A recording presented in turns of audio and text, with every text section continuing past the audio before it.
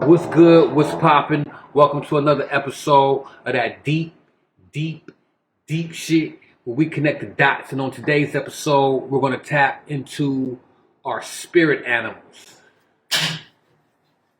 Let's get it.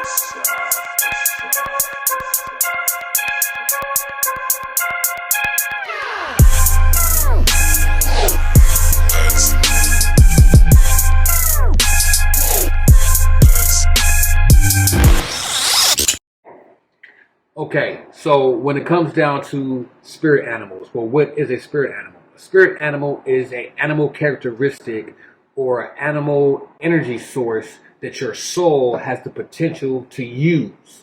So it's like an auxiliary energy source that you have, right? So if your spirit has a soul source or soul group that it originates from, you can also get like an extra boost of energy or extra boost of spirit energy to use at your will when you need it, or to just unlock things about yourself that you didn't know.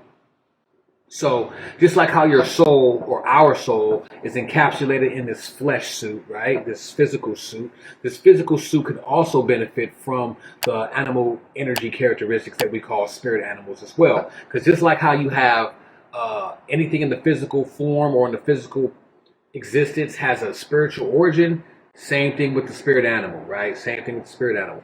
Now, how to identify what your spirit animal is if you pay close attention to how many times you'll see a reoccurring animal in your life. They'll come at certain times in certain situations. You have to pay close attention to this. Kind of like when you pay close attention to your spirit numbers like 333 and 444 or 1111. It's like how you'll pay attention to those. The animals appear in the exact same way. And if you haven't noticed what your spirit animal is, I would highly recommend for you to just ask the universe. Either go into a meditation or go into a prayer to pray to the deity or entity of your choice to have your spirit animal to be revealed to you, right? And go from there. And you'll see that it'll be like it could be a feline, it could be a canine, it could be a bird or something like that. But you'll take the characteristics of such said animal and you can apply it, and you can see, and you'll be able to tell that you can, like, say, for example, if it's a cat, you are agile as a cat, you're as flexible as a cat, or you have many chances at certain opportunities like a cat. So it would be these spiritual characteristics that you can use once you identify what your spirit animal is. You know what I mean?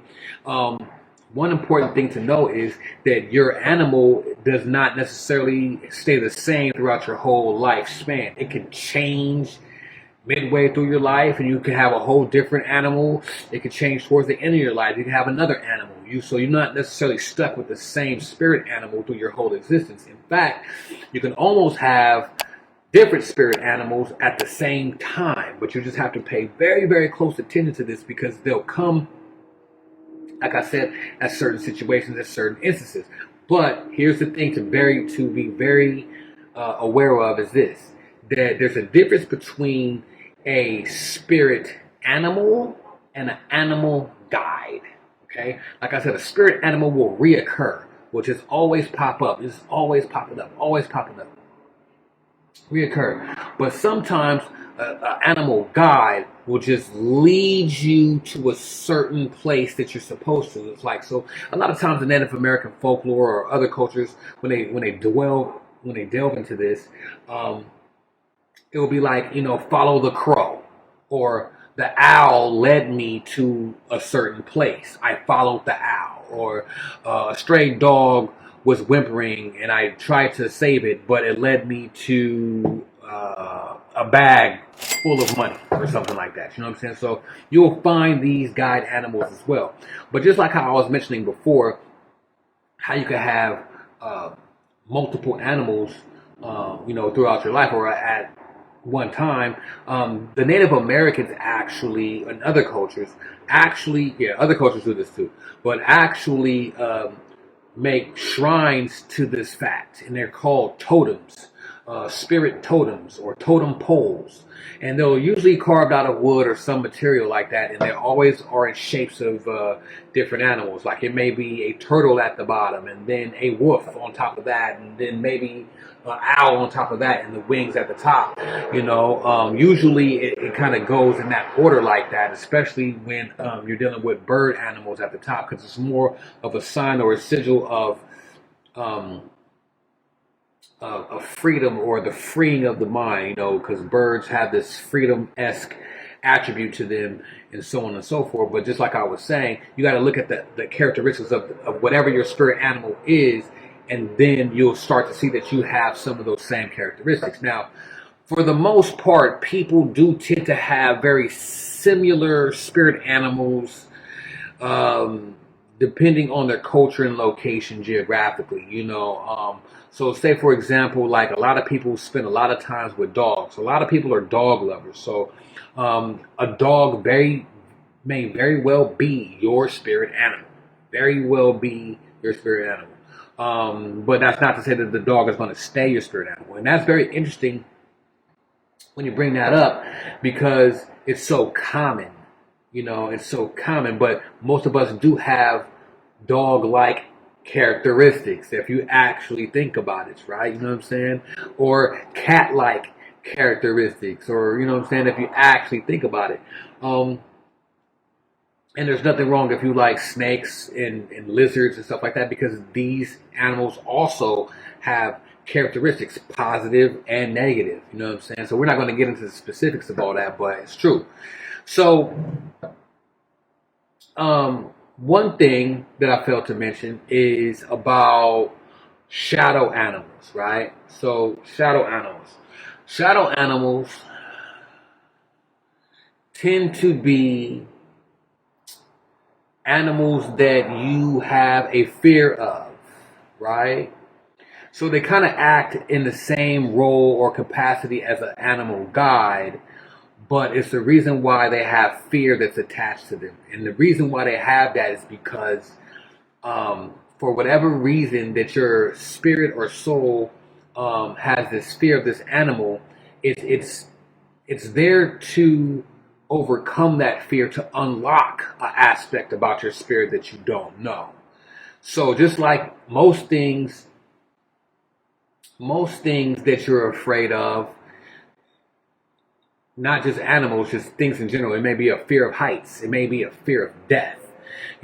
Once you cross that boundary of fear, it's always something greater for you once you overcome that fear. You know what I'm saying? So if you overcome a fear of heights, you may now have a newfound sense of courage that you can use in your life. You know what I'm saying? So I'm just using overcoming fear in an example so you can understand. So if you have some type of fear of an animal, usually that's the animal that you probably need to work with the most. Just like how most people have a very common, friendly animal that they identify with. Most people have very common animals that they're afraid of as well. So for example, a lot of people are afraid of snakes, right? And this is really the best example that I can use, because if you have a fear of snakes, you have to start to go into the attributes and etymology of what a snake is and what a snake has been historically. And if we just want to wrap it up really quick, snakes do represent the Kundalini energy. As far as your energy coming down into the body, coiling up at the bottom around the root chakra, and between the root chakra and the sacral chakra, and then when it uncoils, going back up and coming out of the crown.